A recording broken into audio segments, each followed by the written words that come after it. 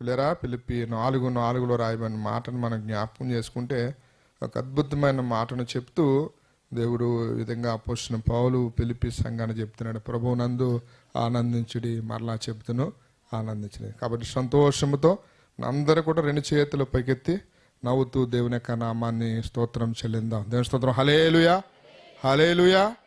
దేవుడు మీ నవ్వును స్థిరపరచును గాక. ఆమె అందరూ అనలేదు, కొంతమంది అన్నారు. వెళ్ళానండి. దేవుని స్తోత్రం. హల్లెలూయా. ఇట్లారా ఇక్కడ చేసిన ప్రతి యాక్టివిటీ కూడా, ప్రతి ఒక్క శరీరం కూడా ప్రభువు మనల్ని చూస్తారు. కాబట్టి మన ఆనందముతో, అందుకని అంటున్నాడు ప్రార్థనలో ఒక గొప్ప మాట ఉంది, మీ నోటు నిండా నవ్వుండును అనే మాట రాయబడి ఉంది.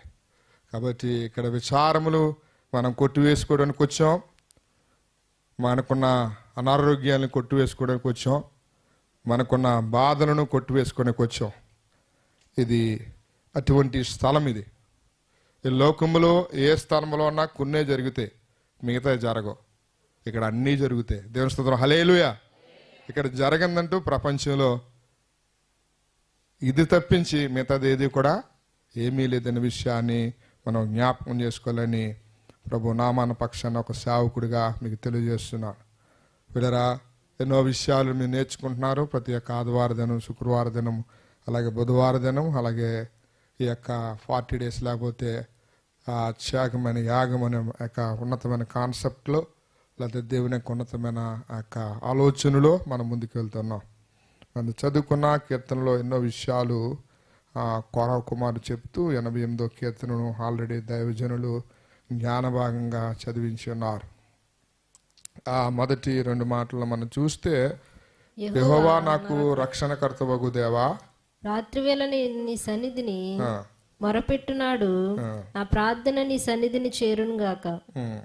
నా మరొక చెవియొగ్గుము, నేను ఆపదలతో నిండి ఉన్నాను. చాలండి పిల్లరా. ఇలా చాలా విషయాలు అక్కడ చెప్తూ వాళ్ళు అంటున్నారు. కిందకి 10వ వచనం దగ్గరకు వచ్చేలాగా అంటాడు, మృతులకు నీవు అద్భుతము చూపెదవా, ప్రేతలు లేచి నిన్ను స్తుతించుదరా, సమాధిలో నీ కృపను ఎవరన్నా వివరింతురా, నాశన కృపను నీ విశ్వాసతను ఎవరన్నా చెప్పుకుందురా అనే మాటను మనం చూస్తున్నాం పిల్లారా. అందుకని దావీదు గారు కూడా చాలాసార్లు ఈ మాటను వాడుతూ, సజీవుడిని నేను నీ కార్యాలను ఏం చేస్తానంటే వివరిస్తాననే మాటను మనము చూస్తుంటాం. కాబట్టి ప్రేతలు లేకపోతే ఈ లోకాన్ని విడిచిన వారు ఎవరో కూడా దేవుణ్ణి జ్ఞాపకం చేసుకోవడానికి అవకాశం లేదు. ఇక్కడి నుంచి వదిలి వెళ్ళారు. కాబట్టి ఇక్కడ సజీవులుగా ఉన్న మన అందరం కూడా యేసయ్య గొప్ప ఉన్నతమైన దేవుడు. ఎన్నో మాటలు ఇప్పటి వరకు మీరు విన్నారు. ఆయన మన జీవితంలో ఎచ్చాలి, మనం తగ్గాలి. క్రైస్తవ జీవితం యొక్క ముఖ్య ఉద్దేశం ఏంటంటే, ఆయన మన జీవితంలో ఏం చేయాలి? ఎచ్చాలి. మనం ఏం చేయాలి? తగ్గాలి. మనం జీరో అవ్వాలి, ఆయన హీరో అవ్వాలి. మనం ఏమవ్వాలండి? జీరో అవ్వాలి, ఆయన ఏమవ్వాలి? హీరో అవ్వాలి. జీరో ముందు అంకె లేకపోతే దానికి ఏం లేదంటే విలువ లేదు. అది ఎన్ని నేను సున్నాలు వేసుకున్నా, లక్షల సున్నాలు వేసుకున్నా దానికి వాల్యూ ఏమైనా ఉంటుందంటే, చెక్ బుక్ మీద మీరు ఒక 100 సున్నాలు వేసేయండి, దానికి ఏమైనా వాల్యూ ఉంటుందంటే ఏముండదు. మానవ జీవితంలో కూడా యేసయ్యను నువ్వు నమ్మకపోతే, యేసయ్య మాట నువ్వు వినకపోతే, యేసయ్య ఆలోచన నీ జీవితాలను నువ్వు గ్రహించలేకపోతే, దానివల్ల నీ జీవితము వ్యర్థమైపోయినట్టే. ఒక ఆయనకి అక్కడికి వెళ్ళిన తర్వాత అర్థమైంది, ఆయనే ధనవంతుడు. అక్కడికి వెళ్ళిన తర్వాత నా జీవితం అర్థమైపోయింది అని అప్పుడు ప్రయత్నం చేస్తున్నాడు. కానీ ముందుగా చేస్తే ఎంతో బాగుండు. అదొక మాదిరిగా దేవుడు మనకు ఉంచాడు. బైబిల్ అనేకమైన దృష్టాంతరాలు దేవుడు మనకు ఉంచాడు. ఎందుకు ఉంచాడంటే, రేపొద్దున మనం అలా వెళ్ళకూడదని, ఆ స్థితిని మనం చేరకూడదని, ఆ బ్రతుకు మనకు రాకూడదని యేసయ్య ప్రేమించి ఈ ఉన్నతమైన మాటలు నీతో నాతో మాట్లాడుతున్నారు. కాబట్టి దినాన దైవ సన్నిధిని మనం అందరూ కూడా జ్ఞాపకం చేసుకోవాలి. ఏమీ మనం రక్షించలేవు. అందుకని అంటున్నాడు పై మాటలో కొరవ కుమారులు అంటున్నారు 88వ కీర్తనలో, మా రక్షణ కర్తవగు దేవా అనే మాటను మనం చూస్తున్నాం. మనకి ఒక రక్షకుడు ఒక ఆయన ఉన్నారు, ఆయనే ప్రభువైన యేసుక్రీస్తు వారు. ఆయనే తన ప్రజలను వారి పాపముల నుండి విడిపించును అనే మాటను మనము పరిశుద్ధ గ్రంథంలో చూస్తాం.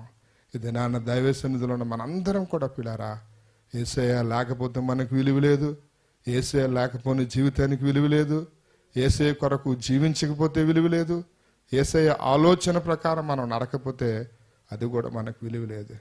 ఈ లోకంలో ఉన్నంతసేపు దేవుడు ఇక్కడ దీవిస్తాడు తప్పనిసరిగా. ఆయన అవసరమైనవి ఆయన తప్పనిసరిగా చేస్తాడు.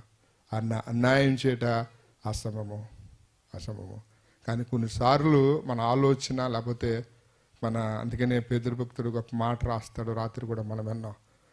తన స్వకీయ దురాశల చేత విడవబడి మరులు కొల్పబడిన వాడే తనకు తానే శోధించబడుతున్నాడు తప్పించి దేవుడిని ఎవరినూ కూడా శోధించేవాడు కానే కాదు. మనం తీసుకున్న ఆలోచనలు కొన్నిసార్లు దేవుని మాటను మనం పక్కన పెట్టడం వల్ల, దేవుని ఉద్దేశాలను మనం పక్కన పెట్టడం వల్ల, దేవుని యొక్క వాక్యాన్ని మనం పక్కన పెట్టడం వల్ల మనము కొన్ని పరిస్థితులు గుండా వెళ్ళవలసి వస్తుంది.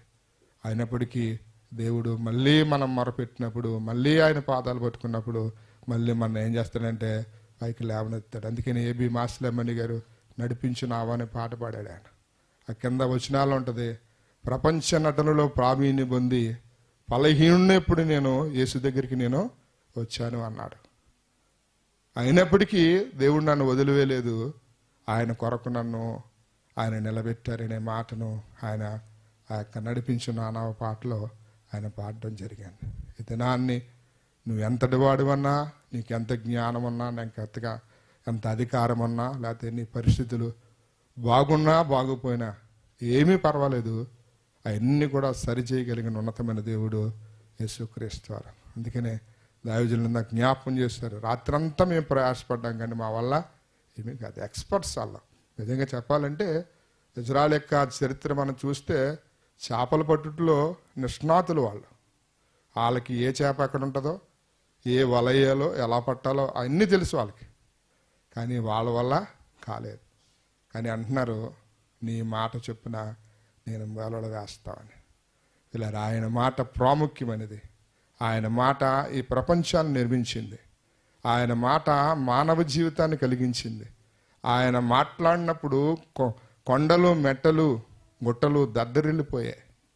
విడరా ఆయన మాటే మనల్ని జీవింపజేసింది, మనల్ని సృజింపజేసింది. కాబట్టి ఆయన మాటలోనే వాల్యూ ఎంత ఉంది. ఆయన మాటను మనం విన్నప్పుడు నువ్వు ఎక్కలేనంత ఎత్తైన కొండ మీదకి దేవుడు నేను ఎక్కిస్తాడు. ఎవరు ఆపు చేయాలన్నా, ఎవరు ఆటంకపరచాలన్నా ఎవరి వల్ల కూడా అవనే అవదు.